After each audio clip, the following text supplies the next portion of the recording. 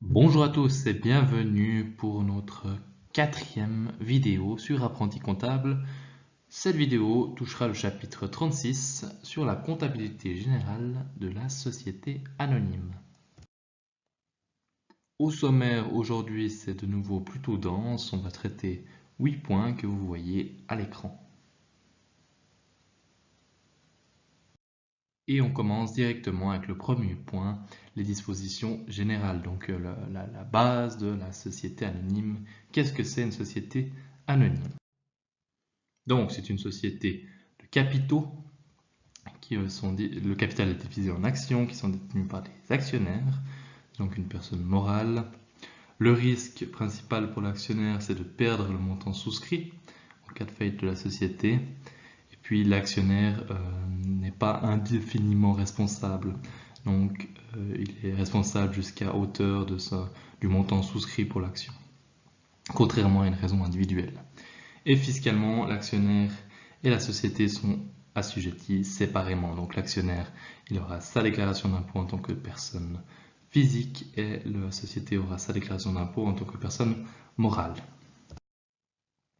Présentation des principaux comptes utilisés dans la société anonyme. Donc il y en a beaucoup, mais on a pris les principaux.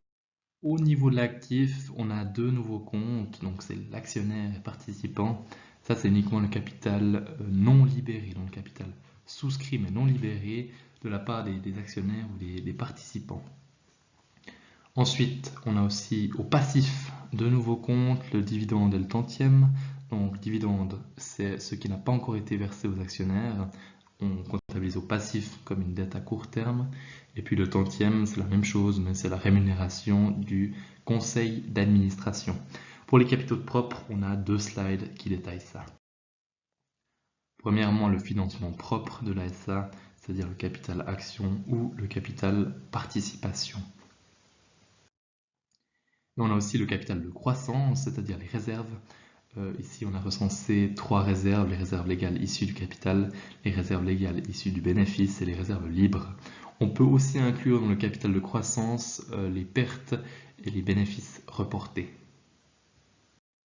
Prochain point, comment on fonde une SA?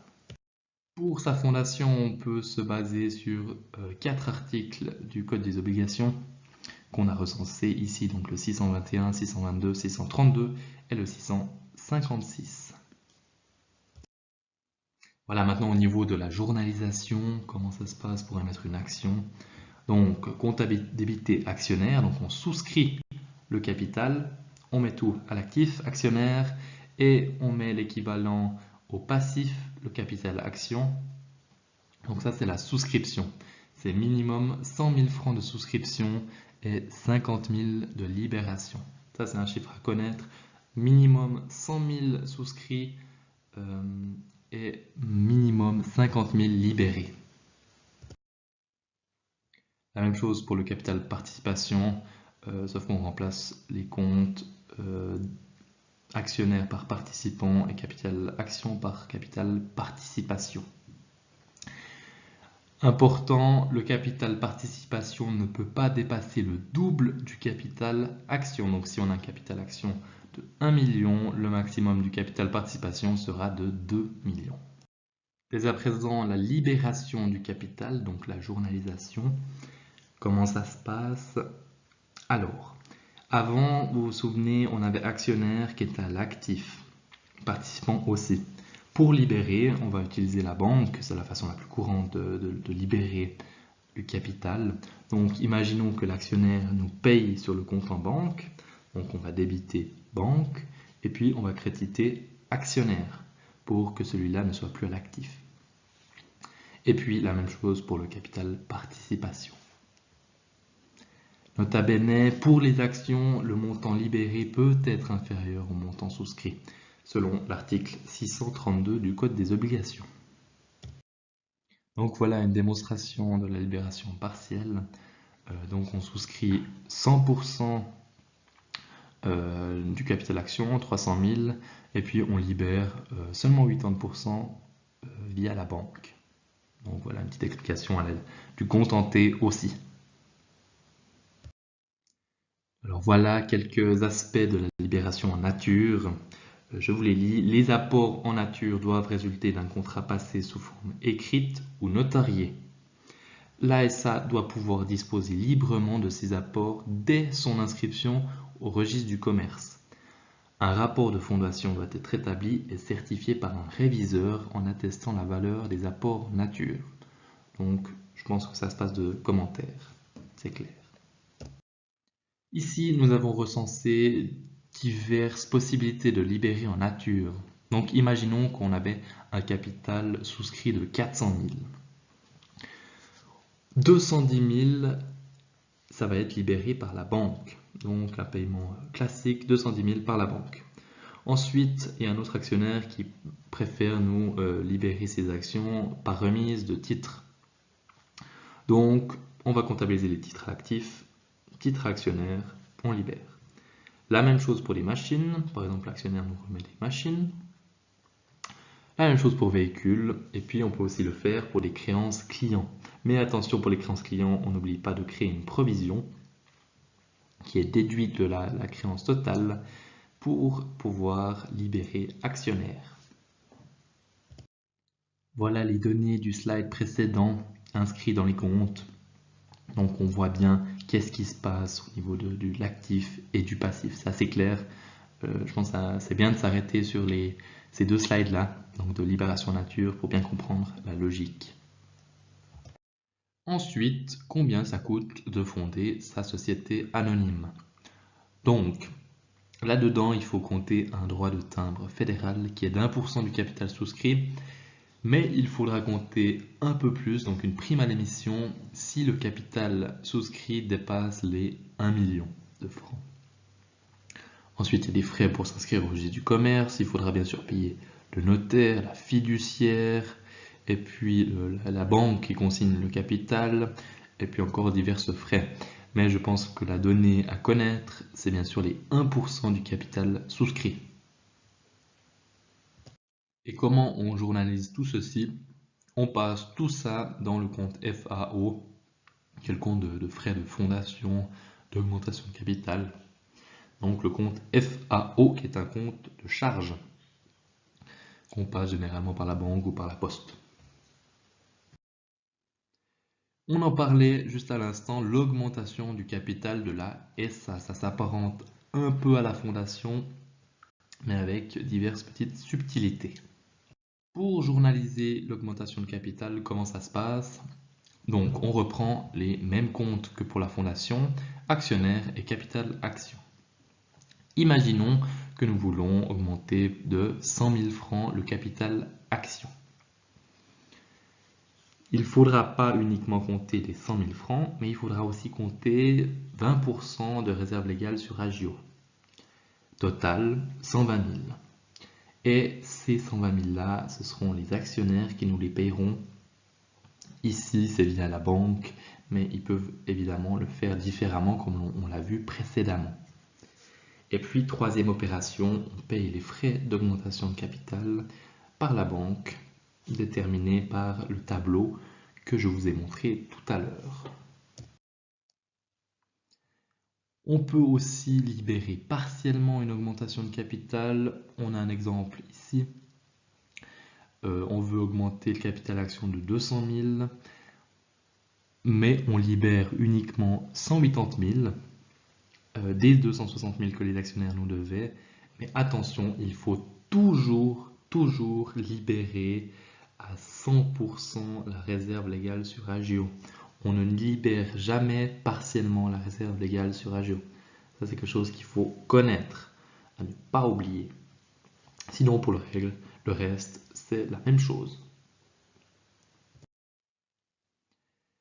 Maintenant, en fin d'année, on traite la répartition du bénéfice de la société anonyme. Comment ça se passe? Ça se passe en deux répartitions. La première, c'est les réserves générales et on calcule le dividende de 5% du bénéfice. Ensuite, la deuxième répartition, on paye le conseil d'administration via les tantièmes, on attribue une réserve libre et puis on attribue aussi un super dividende s'il nous reste quelque chose. Comment ça se passe au niveau de la première répartition? Donc, on prend le bénéfice de l'exercice, On lui ajoute le bénéfice reporté de l'année précédente et on lui déduit deux choses. La première, c'est la réserve légale sur le bénéfice. Elle correspond à 5% du bénéfice de l'exercice, uniquement si ce compte de réserve légale sur bénéfice est plus petite que 20% des capitaux libérés. Donc je vous laisse faire le calcul en tête. Par exemple, si on a un capital action libéré de 100 000, la réserve légale sur bénéfice doit être plus grande que 20 000 pour ne pas attribuer ces 5%. Et sinon, il faut les attribuer. La deuxième chose, c'est le dividende qui correspond à 5% maximum des capitaux libérés. Donc ça nous donne la première répartition. Le solde, on l'envoie directement en deuxième répartition. Deuxième répartition que voici. Alors on prend le solde de la première répartition et puis on déduit directement le tantième. De ce solde-là, on va encore déduire 10% des tantièmes qu'on attribue à la réserve. Ensuite, les réserves libres, et puis on va prendre 10% de ces réserves libres qu'on attribue de nouveau à la réserve. Ensuite, on détermine le super dividende. Le super dividende, il correspond au montant disponible à distribuer aux actionnaires et aux participants en plus du premier dividende de 5%. Je vous laisse faire le raisonnement dans la tête. Et aussi, en déduction, on enlève 10% du super dividende qu'on attribue à la réserve. Et ceci nous donne le bénéfice à reporter. Maintenant, on va passer à un exemple de tout ceci. Donc ici, on peut voir un bilan avant répartition. Ce qui nous donne l'indice que c'est avant la répartition, c'est qu'on a du bénéfice de l'exercice dans les capitaux propres. Et puis aussi que le compte dividende des tantièmes est à 0. On passe directement à la première répartition. On a un bénéfice d'exercice de 100 000. On lui ajoute un bénéfice reporté de 8 000. Et puis on commence à déduire. Première chose qu'on déduit, c'est la réserve légale sur bénéfice avec le petit calcul. Donc la règle, c'est quoi? 5% du bénéfice de l'exercice à la réserve si la réserve est plus petite que 20% des capitaux libérés. On détermine les capitaux libérés, donc il y avait la moitié du capital action qui était libéré, plus le capital participation, ce qui nous donne 550 000. La limite d'attribution, c'est les 20% de ces 550 000, ce qui nous donne 110 000. Est-ce qu'on attribue ou non, oui ou non à la réserve? Donc la réserve, elle est de 80 000, c'est plus petit que le 110 000 de la limite d'attribution, donc oui, on attribue les 5% du bénéfice, qui nous donne 5 000. Donc on déduit directement 5 000. Ensuite, le dividende. 5% des capitaux libérés, 550 000 fois 5%, ça nous donne 27 500, qu'on déduit aussi du solde. Lors de la première répartition, on arrive à un solde de 75 500, qu'on balance directement à la deuxième répartition. Première chose qu'on déduit, c'est le tantième. Ils ont déterminé lors de l'Assemblée générale que le tantième serait de 15% du bénéfice net, ce qui nous donne 15 000. Et on n'oublie pas d'attribuer 10% à la réserve légale sur bénéfice, ce qui donne 1500. La même chose pour la réserve libre. On attribue 8 000 à la réserve libre et on attribue 10% à la réserve légale sur bénéfice. Pour calculer le super dividende, ça paraît compliqué, mais en quelques étapes, on y arrive simplement. Donc, première étape, c'est de déterminer quel est le solde dès à présent. Ici, il est de 50 200. Donc, première étape. Deuxième étape, c'est de déterminer combien ça fait 1,1% fois le capital libéré. Si vous voulez connaître la raison de ce calcul, vous pouvez lire le paragraphe, mais il faut faire ça. 1,1% du capital libéré, ça vous donne ici 6050. Ensuite, on va chercher combien de fois on peut le mettre. Donc, 50 200 divisé par les les 6050, ça vous donne 8,29 fois. Donc on peut distribuer 8,29 fois un dividende de 1%, ce qui correspond à 8,29%. Et on doit toujours arrondir au 0,5% en dessous, parce qu'on ne peut pas verser plus que le montant disponible. Donc je répète, première étape, déterminer quel est le solde actuel. Ensuite faire 1,1% du capital libéré. On prend le solde actuel, on le divise par le résultat de 1,1% fois le capital libéré. Ça nous donne combien de fois il est possible de distribuer un dividende de 1%, ce qui vous donne un pourcentage que vous arrondissez au 0,5 en dessous. Et ça vous donne le pourcentage du super dividende. Ici, 44 000. On n'oublie pas l'attribution à la réserve légale sur bénéfice de 10%. On en a terminé pour le super dividende et maintenant il n'y a plus qu'à déterminer le solde à reporter. Ici, 1800. Ici, on va voir comment ça se passe au niveau du journal.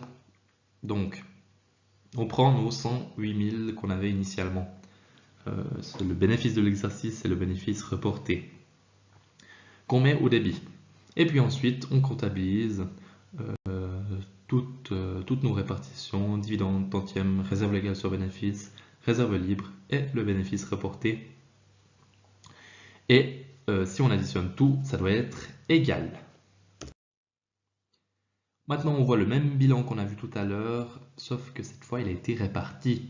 Donc, on peut voir que le dividende, il y a 71 500, les tantièmes, il y en a 15 000, et puis les réserves ont été augmentées. Maintenant, comment on verse les dividendes? Comment on les journalise surtout? Alors, dividende, c'est un compte qui est passif. Donc, passif, c'est dette à court terme.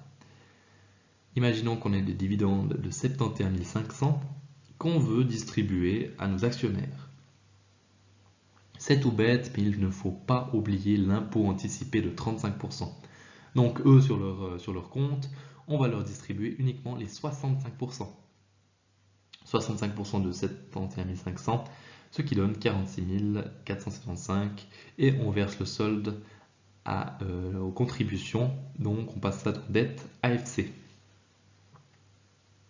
Et justement, pour verser cet impôt anticipé aux contributions, on libère en faisant dette AFC à banque, ce qui annulera notre dette. Maintenant, comment on journalise du point de vue d'un investisseur l'encaissement des dividendes? Alors, c'est la même chose qu'on a vu avant, mais à l'inverse en fait. Donc, on a été crédité à la banque du 65%.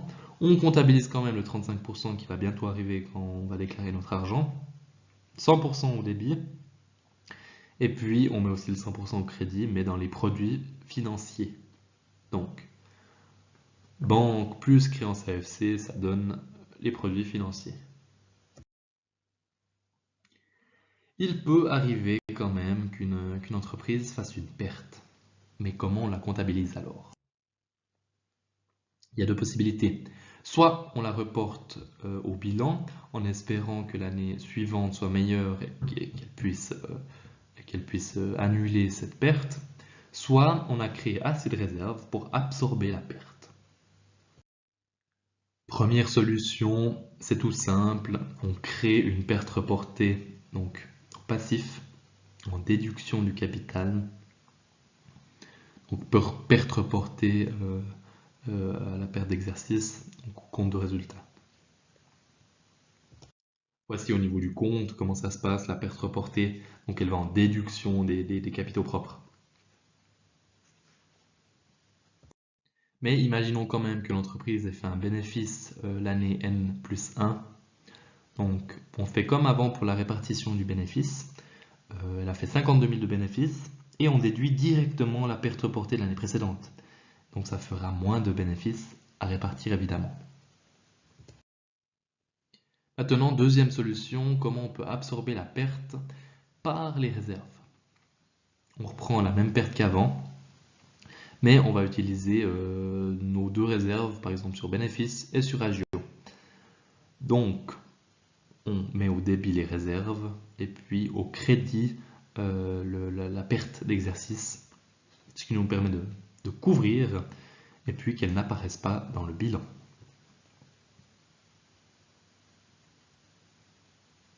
Remarque importante à prendre en compte, on doit toujours terminer la réserve légale sur bénéfice pour pouvoir entamer d'autres réserves légales. Dans le point suivant, nous avons les mesures d'assainissement. Quand doit-on appliquer les mesures d'assainissement? C'est quand les pertes dépassent 50% des capitaux propres. Là, l'organe de révision doit faire un article 725 CO qui mentionne justement cette perte-là et le conseil d'administration doit convoquer une assemblée générale afin de proposer des mesures d'assainissement. Une des mesures d'assainissement possibles, c'est la réduction du capital. Ici, on peut voir que la perte dépasse le capital action, enfin le capital, les capitaux propres en général. Donc, on doit mettre en place des mesures d'assainissement. Ici, on a choisi la réduction du capital. Ils ont décidé de réduire de 2/3 la valeur du capital. Donc, ils puisent dans perte reportée pour déduire capital action. Donc, ils payent en fait la perte avec le capital. Et bien sûr, ça a un impact sur la valeur des actions. Donc, si par exemple on réduit de 2/3, l'action passera de 600 à 400 francs. Et le dernier point basique qui traite de la clôture des comptes en fin d'année d'une société anonyme en plusieurs étapes. La première étant de journaliser les écritures de fin d'exercice et de les reporter dans les comptes du grand livre. La deuxième sont de clôturer les comptes de gestion. Troisième, c'est de dresser un compte de résultat. Quatrième, journaliser et enregistrer dans le grand livre les écritures de répartition du bénéfice. On les a vues. 5. Clôturer tous les comptes et dresser le bilan final après répartition du bénéfice.